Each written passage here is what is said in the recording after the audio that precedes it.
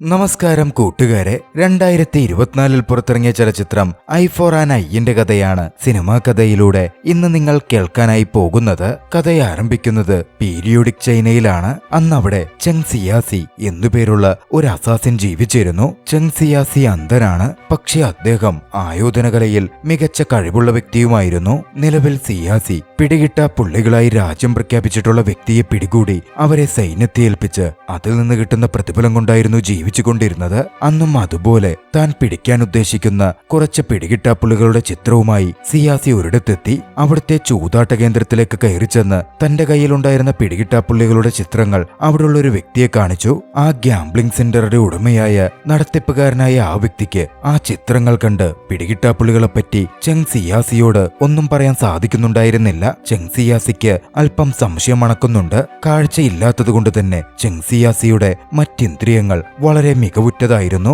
ഉള്ളിലെ ഇൻസ്റ്റിങ്റ്റുകൾ വെച്ച് കാര്യങ്ങൾ മനസ്സിലാക്കാൻ സിയാസിക്ക് സാധിക്കും. ആ ചൂതാട്ട കേന്ദ്രം നടത്തുന്ന ആ വ്യക്തി തന്നെ താൻ അന്വേഷിച്ചു വന്ന പിടികിട്ട പുള്ളികളിൽ ഒരാളാണ് എന്ന് ആ നിമിഷം സിയാസി മനസ്സിലാക്കുകയാണ്. പിന്നെ പറയണ്ടല്ലോ, സിയാസി അപ്പോ തന്നെ അയാളെ അങ്ങ് കൊന്നുകളഞ്ഞു. സിയാസി അവിടെ നിന്ന് ഇറങ്ങാൻ തുടങ്ങിയതും ആ ചൂതാട്ട കേന്ദ്രത്തിലെ ആളുകൾ, അവിടുത്തെ ഗാർഡുകൾ സിയാസിയെ ആക്രമിക്കാൻ തയ്യാറെടുക്കുന്നു. പിന്നെ അവിടെ നടന്നത് ശക്തമായൊരു പോരാട്ടമായിരുന്നു. മാസ്റ്റർ സ്പോർട്സ്മാനായ സിയാസിക്ക് എത്ര ഗാർഡുകൾ വന്നാലും അവരെ എതിരിടലൊന്നും അത്ര പാടുള്ള കാര്യമായിരുന്നില്ല. തന്റെ മികച്ച സ്കില്ലുകൾ കൊണ്ട് സിയാസി അവരെയൊക്കെ പരാജയപ്പെടുത്തി. അന്നത്തെ ആ ദൗത്യത്തിന് ശേഷം സിയാസി തിരികെ തന്റെ വീട്ടിലേക്കെത്തി റെസ്റ്റ് എടുക്കുകയായിരുന്നു.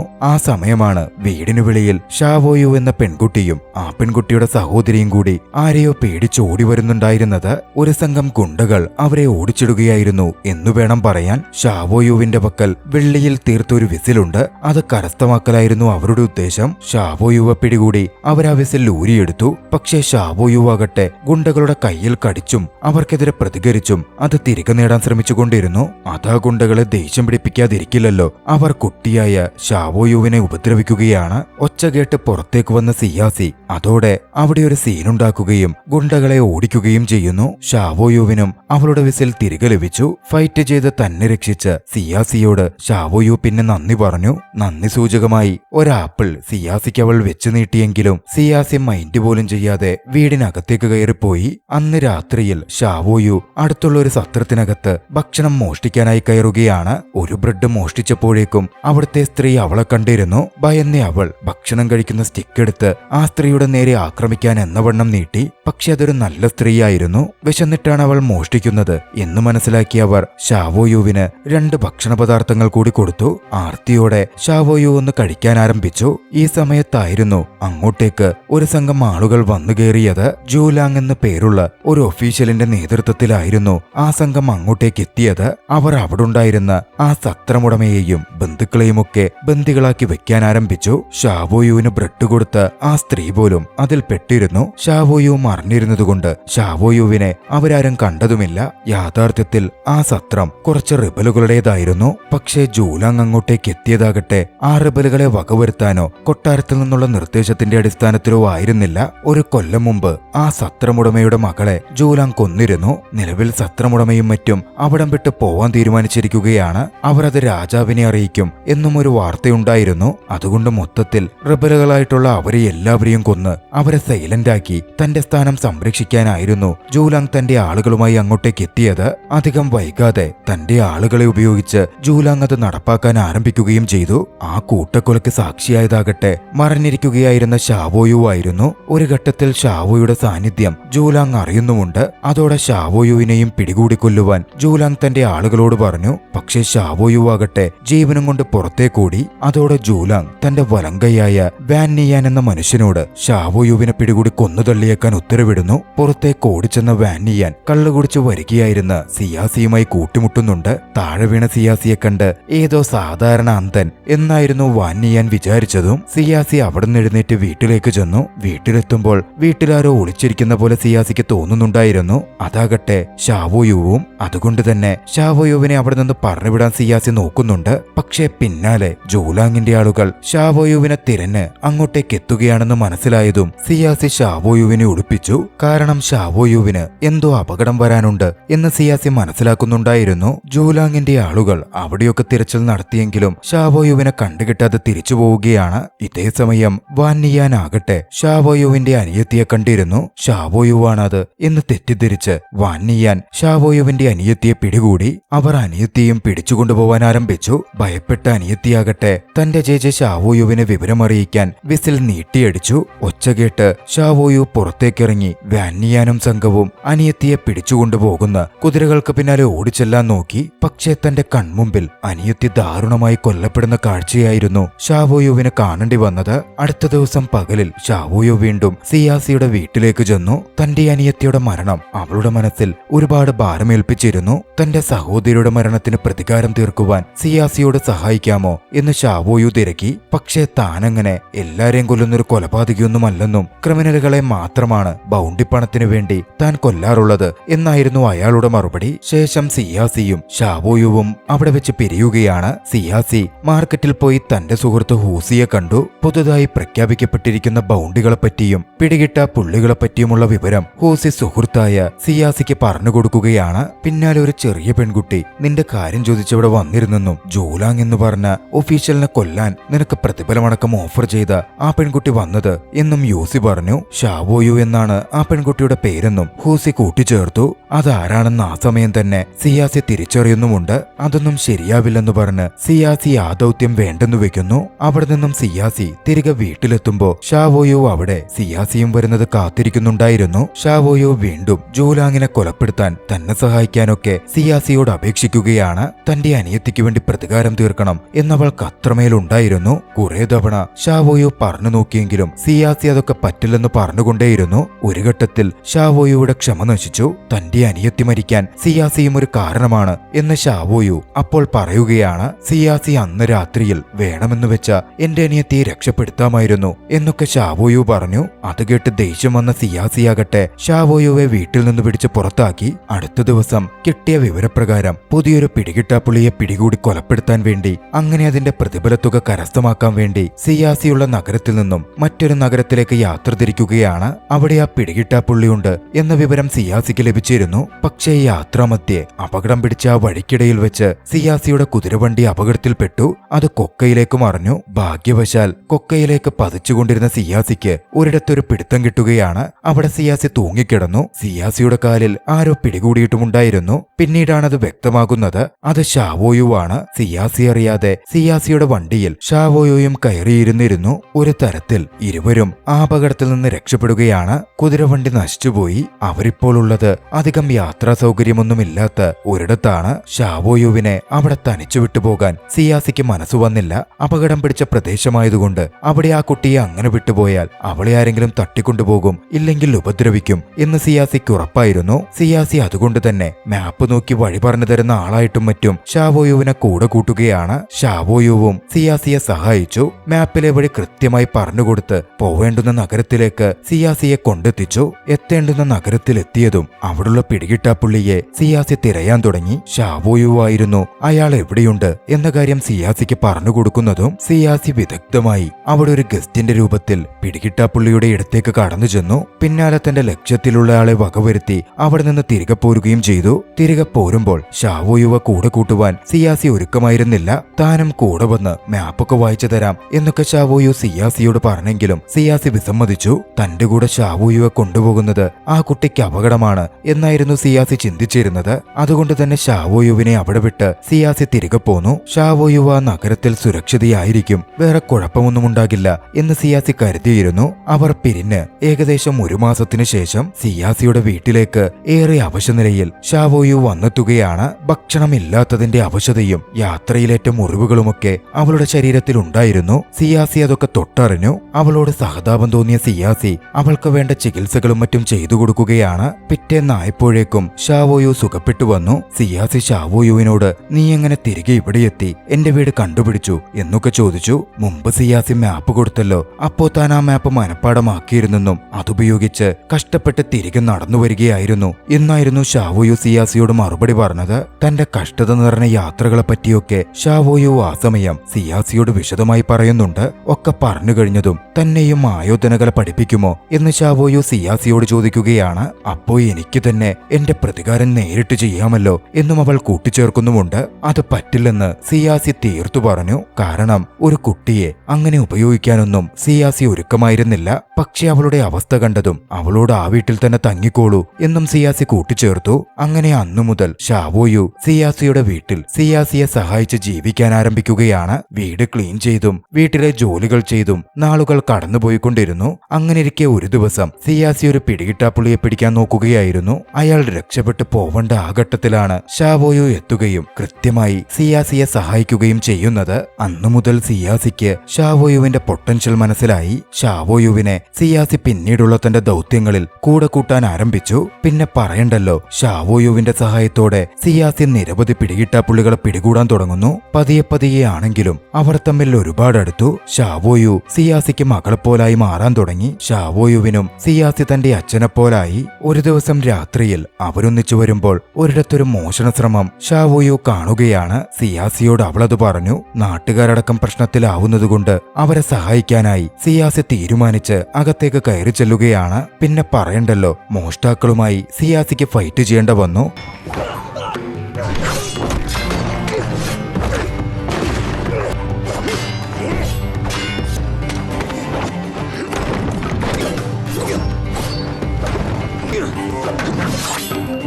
ഫൈറ്റിനിടയിൽ കള്ളന്മാരുടെ നേതാവ് വാളിൽ തീപടർത്തി സിയാസിയെ ആക്രമിക്കാൻ തുടങ്ങി. തീപിടിച്ച വാളുകൾക്കെതിരെയുള്ള ഫൈറ്റ് സിയാസിക്ക് ബുദ്ധിമുട്ടുണ്ടാക്കുന്നതായിരുന്നു. അതുകൊണ്ട് തന്നെ സിയാസിക്ക് മോഷ്ടാക്കളെ പിടിച്ചു നിർത്താൻ സാധിച്ചില്ല.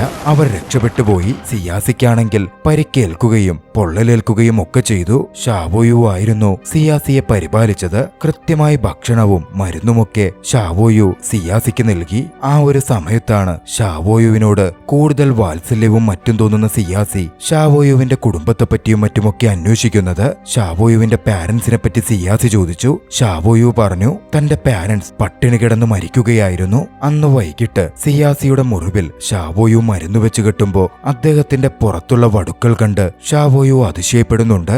എങ്ങനെയാ ഇത്രയും മുറിവേറ്റത് എന്ന് ഷാവോയു സിയാസിയോട് ചോദിച്ചു. അപ്പോഴാണ് സിയാസി തന്റെ പഴയകാലത്തെ പറ്റി പറയുന്നത്. സിയാസി പണ്ട് കൊട്ടാരം സൈന്യത്തിലെ ഒരു അംഗമായിരുന്നു. മികച്ച യോദ്ധാവ്. യുദ്ധത്തിലൊക്കെ പങ്കെടുത്തിട്ടുണ്ട്. ആ സമയത്തേറ്റ മുറിവുകളാണ് അതെല്ലാം. കുറച്ച് ദിവസങ്ങൾ കഴിഞ്ഞ് മോഷണം നടത്തിയ കള്ളന്മാരെ പിടികൂടണം എന്ന് സിയാസിക്കുണ്ടായിരുന്നു. അതുകൊണ്ട് തന്നെ അവരെപ്പറ്റി അന്വേഷിക്കുവാൻ സിയാസി ഷാവോയുവിനെ പറഞ്ഞുവിട്ടു. ഷാവോയു അങ്ങനെ പലതരം കലകൾ അരങ്ങേറുന്ന ഒരിടത്തേക്ക് ഇൻഫോർമന്റിനെ കാണാൻ ചെല്ലുകയാണ്. ഇൻഫോർമന്റിന്റെ അടുത്തു നിന്നും കള്ളന്മാരുടെ ഇടത്തെപ്പറ്റിയുള്ള വിവരം ഷാവോയുവിന് ലഭിച്ചു. ഷാവോയു മടങ്ങാൻ നിൽക്കുമ്പോഴാണ് അങ്ങോട്ടേക്ക് എത്തുന്ന വാന്നിയാനെ ഷാവോയു നോക്കിക്കണ്ടത്. പണ്ട് തന്റെ സഹോദരിയെ കൊന്ന വ്യക്തി ഷാവോയു വാന്നിയാൻ പോകുന്ന വഴിക്ക് പിന്തുടർന്നു. അവൾ എത്തിച്ചേർന്നത് ഒരു മുറിയുടെ ഭാഗത്തേക്കായിരുന്നു. ആ മുറിക്കകത്താകട്ടെ ജൂലാങ് ഇരിക്കുന്നുണ്ടായിരുന്നു. അവിടെ നടക്കുന്ന ഇല്ലീഗൽ ഫൈറ്റ് ആസ്വദിച്ചിരിക്കുകയായിരുന്നു അയാൾ. മരണം നിന്ന് വീക്ഷിക്കുന്ന ഷാവോയുവിനെ ജൂലാങ് നോക്കിക്കാണുന്നുണ്ട്.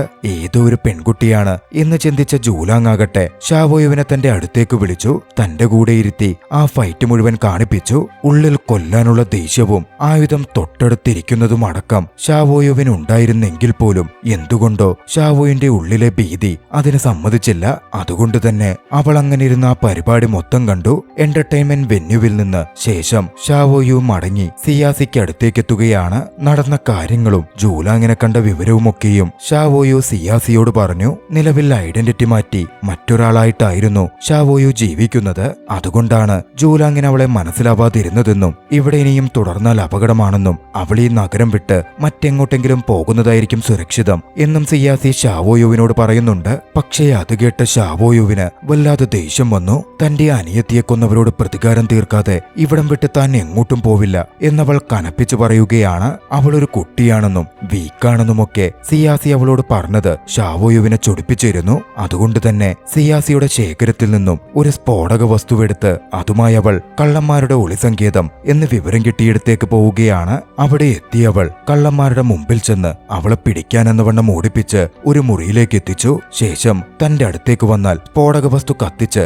അവരെ കൊന്നുകളയും എന്ന് പറഞ്ഞ് ഭീഷണിപ്പെടുത്തി. പക്ഷേ കള്ളന്മാർ ഷാവോയുവിനെ പിടികൂടുകയാണ്. സ്ഫോടക വസ്തു പൊട്ടാതെ അവർ സംരക്ഷിക്കുകയും ചെയ്തു. ഭാഗ്യവശാൽ ഷാവോയുവിന്റെ ഈ നീക്കങ്ങളൊക്കെ മനസ്സിലാക്കിയിരുന്ന സിയാസി അവളെ പിന്തുടർന്ന് അങ്ങോട്ടേക്ക് എത്തിയിരുന്നു. സിയാസി കള്ളന്മാർക്കെതിരെ പൊരുതി ഷാവോയുവിനെ രക്ഷപ്പെടുത്തി. പിന്നാലെ ആ ഇടം മുഴുവൻ സ്ഫോടനത്തിന് വിധേയമാവുകയും ചെയ്തു. മുന്നും പിന്നും നോക്കാതെയുള്ള ഷാവോയുവിന്റെ ആ പ്രവൃത്തി സിയാസിയെ വല്ലാതെ ദേഷ്യം പിടിപ്പിച്ചിരുന്നു. സിയാസി ഷാവോയുവിനെ വല്ലാതെ വഴക്കു പറഞ്ഞപ്പോൾ സങ്കടത്തിൽ ഷാവോയു പറഞ്ഞു, എനിക്ക് പ്രതികാരം തീർക്കണം, എനിക്കതിനുള്ള ധൈര്യമുണ്ട് എന്ന് കാണിക്കാനാ ഞാൻ അങ്ങോട്ട് പോയത്. ആ ജൂലാങ്ങിനെ നേരി കണ്ടപ്പോ അയാളെ കൊല്ലാൻ എനിക്ക് ധൈര്യം വന്നില്ല. കത്തി എന്റെ മുമ്പിൽ പോലും ഉണ്ടായിരുന്നു.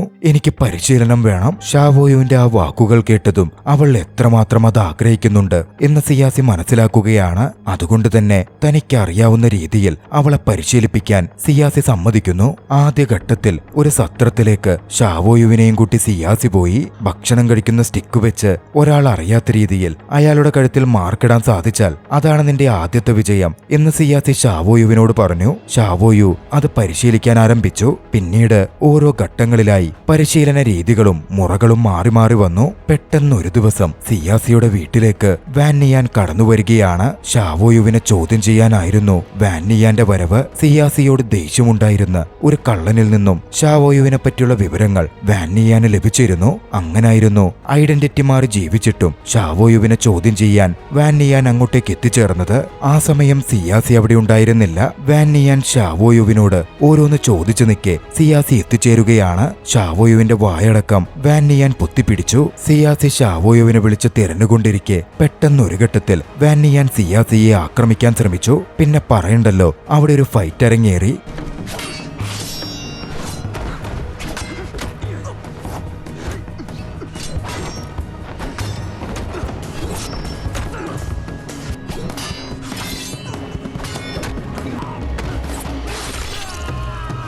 വളരെ എളുപ്പത്തിൽ സിയാസി വാന്നിയാനെ കീഴ്പ്പെടുത്തി.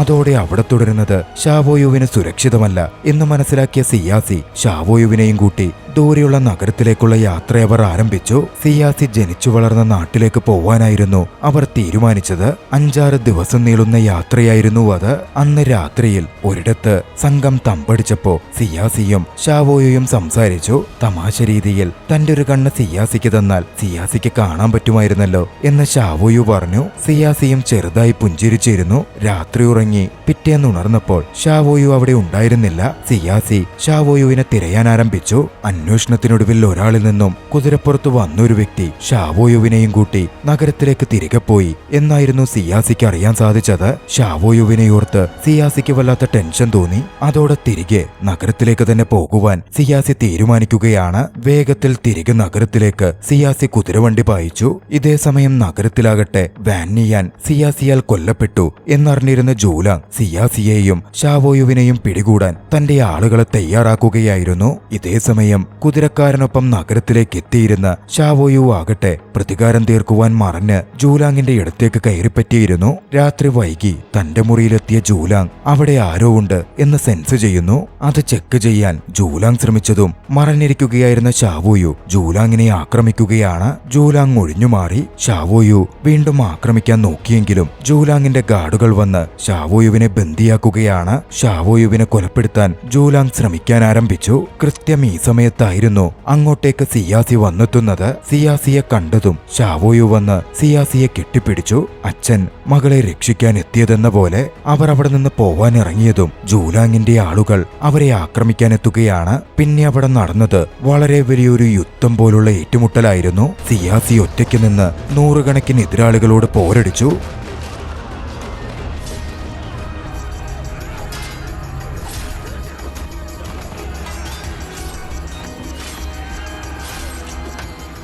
ഒരു ഘട്ടത്തിൽ ഷാവോയു മയങ്ങി വീഴുന്നുണ്ട്. ഷാവോയുവിനെ പൊക്കിയെടുത്ത് പുറത്തുവെച്ച് തന്നോട് ചേർത്ത് കെട്ടി സിയാസി അതോടെ എതിരാളികളോട് യുദ്ധം ചെയ്യാൻ ആരംഭിച്ചു.